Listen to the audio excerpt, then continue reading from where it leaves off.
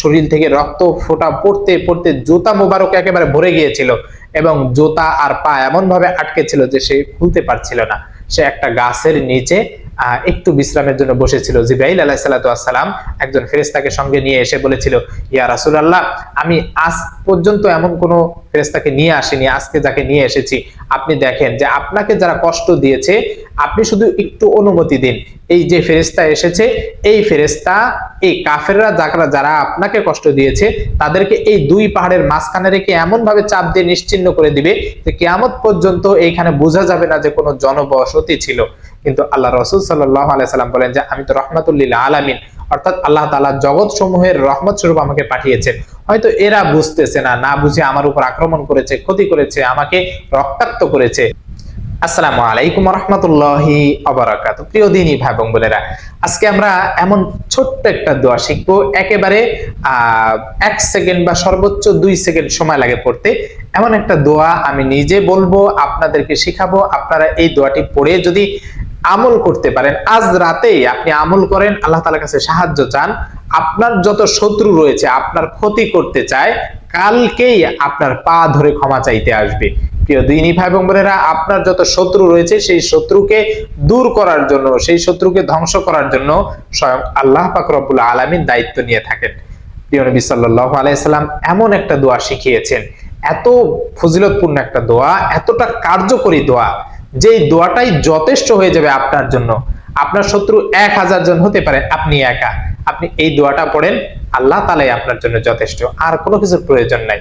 আপনাকে যদি এমন মনে হয় যে আপনাকে আজকে কেউ হুমকি দিয়েছে যে আগামীকালকে আপনাকে হত্যা করবে, যেখানেই পাবে সেখানেই ধরে আপনাকে হত্যা করে ফেলবে, যদি এমন কেউ বলে থাকে তাহলে আপনি এই দোয়াটা পড়ে ঘুমিয়ে যান, দেখবেন যে তার শায়েস্তা করার জন্য আল্লাহ তাআলাই যথেষ্ট।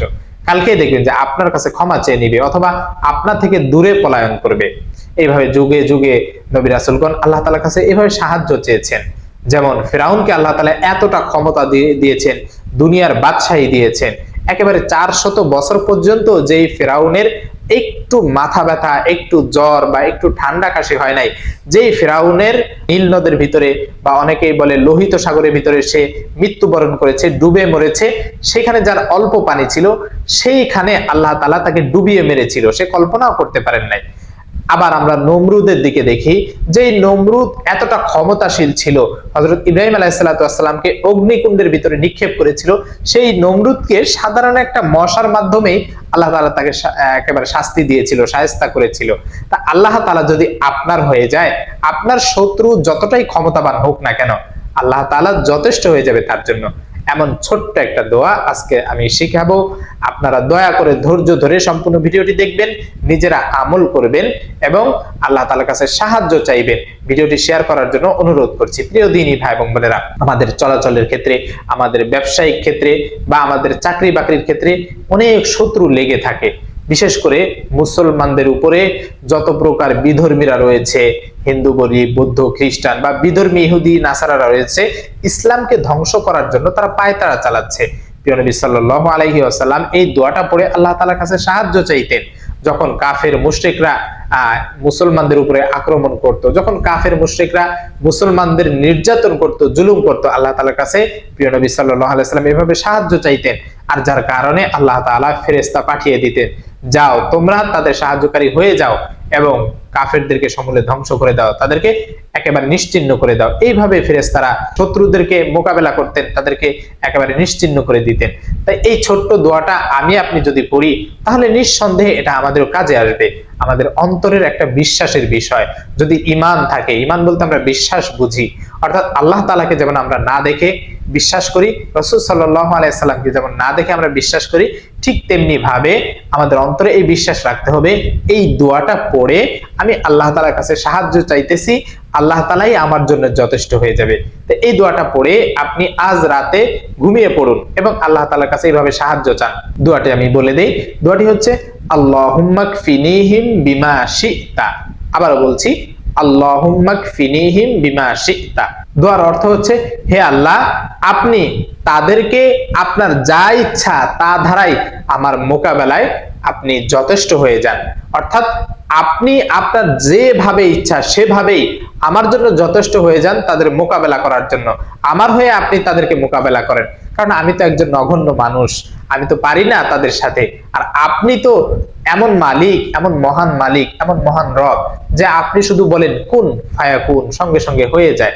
আপনি শুধু ইচ্ছা করেন আর ইশারা করেন, সঙ্গে সঙ্গে তাই হয়ে যায়। তাই হে আল্লাহ, আপনি যথেষ্ট আমার জন্য। এইভাবে যখন আপনি অন্তর থেকে বলবেন, এইভাবে যখন আপনি অন্তর থেকে বিশ্বাস নিয়ে বলবেন যে আমার আল্লাহ সাহায্য করবে, ইনশাআল্লাহ দেখবেন যে আপনার যত কঠিন শত্রু রয়েছে, বিশেষ করে প্রতিবেশীরা এক প্রতিবেশীর ক্ষতি করতে চায়।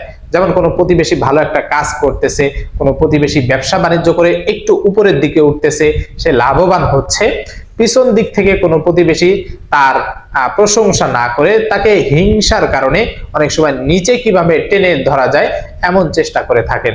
আমাদের সমাজে ভালো মানুষের বড়ই অভাব, যার কারণে আজকে আমরা দেখি যে ভালো মানুষগুলো যখন একটু উপরে উঠতে চায়, ভালো কাজ করতে চায়, খারাপ মানুষগুলো তাকে টেনে ধরার চেষ্টা করে, যার ফলে এই ভালো মানুষগুলো কোনো ভালো কাজ করতে পারে না, তারা বাধার সম্মুখীন হয়। যদি সেই ভালো মানুষগুলো এই আমলগুলো করে, নিঃসন্দেহে আল্লাহ তাআলা তাদের সহায় হবেন এবং এই খারাপ মানুষগুলোকে আল্লাহ তাআলা এমন শাস্তি দিবেন যে ভবিষ্যতের জন্য তারা একেবারে এই শাস্তি পেয়ে সাবধান হয়ে যাবেন এবং ভুলেও অন্যায়ভাবে কারো উপর জুলুম নির্যাতন করার চেষ্টা করবে না। এই জন্য এই ছোট ছোট আমল করে আপনি আল্লাহ তাআলার কাছে সাহায্য চাইবেন, একমাত্র সাহায্যকারী আল্লাহ তাআলা। এবং আপনি এইভাবে দোয়া করবেন, হাসবুনাল্লাহু ওয়া নি'মাল ওয়াকিল, নি'মাল মাওলা ওয়া নি'মান নাসির। এই দোয়াটাও বেশি বেশি করে পড়বেন, হাসবুনাল্লাহু ওয়া নি'মাল ওয়াকিল, নি'মাল মাওলা ওয়া নি'মান নাসির। আমার আল্লাহ তাআলাই আমার জন্য যথেষ্ট। এইভাবে যখন আপনি মুখ দিয়ে স্বীকার করবেন, অন্তর দিয়ে বিশ্বাস করবেন, তাহলে দেখবেন যে আল্লাহ তাআলার সাহায্য আসতে বেশি সময় নেবে না। শুধুমাত্র আপনার মুখ দিয়ে বলতে দেরি, দোয়া কবুল হতে দেরি নাই। এইভাবে প্রিয় নবী সাল্লাল্লাহু আলাইহি সাল্লাম শিখিয়েছেন। কারণ প্রিয় নবী সাল্লাল্লাহু আলাইহি সাল্লামের দোয়া তো কোনো মিথ্যা হতে পারে না। প্রিয় দিনী ভাই এবং বোনেরা, অনুরোধ করব, আপনারা যখনই কোনো শত্রু যদি আপনাকে আক্রমণ করে, আপনি আল্লাহ তাআলার ভরসায় থাকবেন, আল্লাহ তাআলার ভরসায় থেকে আল্লাহ তাআলার কাছে সাহায্য চাইবেন। কারো কোনো ক্ষতি করার চেষ্টা করবেন না। আপনি যদি নিজে থেকেই কারো কোনো ক্ষতি করেন, এরপরে তো আপনাকে অন্যরা ক্ষতি করবে, এটাই স্বাভাবিক। বরং আপনার যদি কোনো শত্রু থাকে, আপনি চেষ্টা করবেন তাকে ক্ষমা করে দেওয়ার জন্য, কারণ আল্লাহ তাআলা ক্ষমাশীলকে ভালোবাসেন। আল্লাহ তাআলা নিজে ক্ষমাশীল, ক্ষমা করতেও যেমন ভালোবাসেন এবং ক্ষমাশীল যারা তাদেরকেও ভালোবাসেন। যদি এমন আপনাকে কেউ ক্ষতি করেছে, এখন সে অনেক দূরে চলে গেছে, তাকে আপনি মাফ করে দেন। আপনি চেষ্টা করবেন যে আল্লাহ তাআলার কাছে তার হেদায়েতের দোয়া করবেন যে হে আল্লাহ, এ আমার ক্ষতি করতে চেয়েছিল, একে তুমি ধ্বংস না করে তুমি একে হেদায়েত দান করে, যে সে যেন আর মানুষের কোনো ক্ষতি না করে, সে যেন ভালো হয়ে চলে। প্রিয় নবী সাল্লাল্লাহু আলাইহি সাল্লাম যখন দ্বীনের দাওয়াত দিয়েছিলেন, তায়েফের ময়দানে শরীর রক্তে একেবারে রঞ্জিত হয়ে গিয়েছিল, শরীর থেকে রক্ত ফোঁটা পড়তে পড়তে জুতা মোবারক একেবারে ভরে গিয়েছিল এবং জুতা আর পা এমন ভাবে আটকে ছিল যে সে খুলতে পারছিল না। সে একটা গাছের নিচে একটু বিশ্রামের জন্য বসেছিল। জিবরাইল আলাইহিস সালাতু ওয়াস সালাম একজন ফেরেশতাকে সঙ্গে নিয়ে এসে বলেছিল, ইয়া রাসূলুল্লাহ, আমি আজ পর্যন্ত এমন কোন ফেরেশতাকে নিয়ে আসিনি, আজকে যাকে নিয়ে এসেছি, আপনি দেখেন যে আপনাকে যারা কষ্ট দিয়েছে, আপনি শুধু একটু অনুমতি দিন, এই যে ফেরেশতা এসেছে, এই ফেরেশতা এই কাফেররা যারা আপনাকে কষ্ট দিয়েছে তাদেরকে এই দুই পাহাড়ের মাঝখানে রেখে এমন ভাবে চাপ দিয়ে নিশ্চিহ্ন করে দিবে যে কিয়ামত পর্যন্ত এইখানে বোঝা যাবে না যে কোনো জনবসতি ছিল। কিন্তু আল্লাহ রাসূল সাল্লাল্লাহু আলাইহি সাল্লাম বলেন যে আমি তো রাহমাতুল লিল আলামিন, অর্থাৎ আল্লাহ তাআলা জগৎ সমূহের রহমত স্বরূপ আমাকে পাঠিয়েছেন। হয়তো এরা বুঝতেছে না, না বুঝে আমার উপর আক্রমণ করেছে, ক্ষতি করেছে, আমাকে রক্তাক্ত করেছে, কিন্তু এর পরবর্তী প্রজন্ম যারা রয়েছে তারা তো ইসলাম গ্রহণ করতে পারে, অতএব আমি তাদের কেন ধ্বংসের দোয়া করব। এজন্য এটাও একটা গুণ যে প্রিয় নবী সাল্লাল্লাহু আলাইহি সাল্লাম এত আঘাত পাওয়ার পরেও ক্ষমা করে দিয়েছেন। আপনিও যদি কোনো আঘাত পেয়ে থাকেন তাহলে ক্ষমা করে দিবেন এবং হেদায়েতের দোয়া করবেন, এটাই একজন মুসলমানের কাজ। আর আল্লাহ তাআলার কাছে এই সাহায্য চাইবেন বিধর্মীদের জন্য, যে আল্লাহ, এই বিধর্মীরা আমাকে ক্ষতি করতে চাচ্ছে, ইসলামকে ক্ষতি করতে চাচ্ছে, ইসলামকে ধ্বংস করতে চাচ্ছে, আপনি আমার জন্য যথেষ্ট হয়ে যান, আমার সহায় হয়ে যান তাদেরকে ধ্বংস করার জন্য। আল্লাহুম্মা কফিনিহিম বিমা শিতা, আল্লাহুম্মা কফিনিহিম বিমা শিতা। এইভাবে দোয়া করতে করতে আল্লাহ তাআলার কাছে সাহায্য চাইবেন, দেখবেন যে আল্লাহ তাআলার সাহায্য আসতে দেরি নাই। আপনার মুখ থেকে দোয়া বলতে দেরি, কিন্তু আল্লাহ তাআলার সাহায্য আসতে দেরি নাই। আল্লাহ তাআলা আমাদের সকলকে যত বড় শত্রুই হোক না কেন সকল শত্রুর মোকাবেলায় যথেষ্ট করে দিন। আমিন ওয়া আখিরু দাওয়ানা আলহামদুলিল্লাহি রাব্বিল আলামিন। আসসালামু আলাইকুম ওয়া রাহমাতুল্লাহি ওয়া বারাকাতুহু।